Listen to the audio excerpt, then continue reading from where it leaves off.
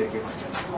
செங்கல் பக்கத்தில் வீடு 80 அடி ஓடி எங்கேயும் தண்ணி வரும். மரியாதையாக பேசு, சைலண்டாக பேசு, காலில் விழுந்து நமஸ்காரம் பண்ணிக்கோ, விபூதி வச்சுக்கோ, ஷர்ட் டைம் பண்ணிக்கோ, இன் பண்ணிக்கோ, படிச்சு வரைக்கோ, தாடி ட்ரிம் பண்ணிக்கோ, முக்கியமாக 2 தடவை படுத்து வச்சுக்கோ.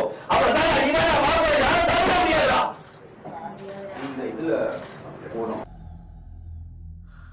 பயப்படாத, நம்ம ஒரு தடவை ரிஹர்சல் பார்த்துக்கலாம்.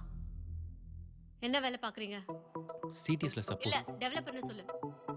அப்பா என்ன பண்றாரு? இறந்துட்டாரு. இருக்கும்போது வேலை பார்த்துட்டு இருந்தாரு. என்ன வேலை? நல்ல வேலை தான்.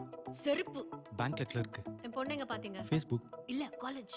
இவ வெஜிடேரியன், நீங்க நான் வெஜிடேரியன். ஹோட்டல்ல வாங்கிக்கிறேன். வெஜிடேரியனா மாறிடுறேன். இங்க பாரு, ஒரு ஜோசிக்காரனை பார்த்து எனக்கு ஏத்த கரெக்டான ஜாதகமா ரெடி பண்ணிக்கோ.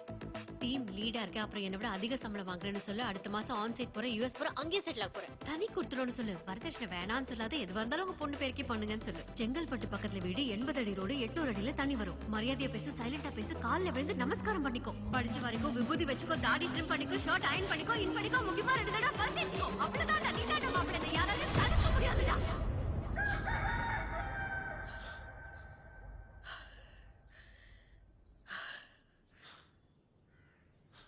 அப்புறம் வெறுங்கைய வீசிட்டு வராத.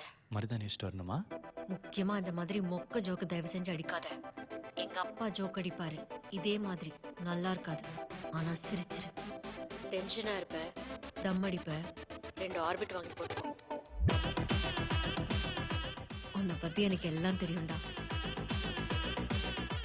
எனக்கு உன்னை பத்தி எல்லாம் தெரியும் பேபி.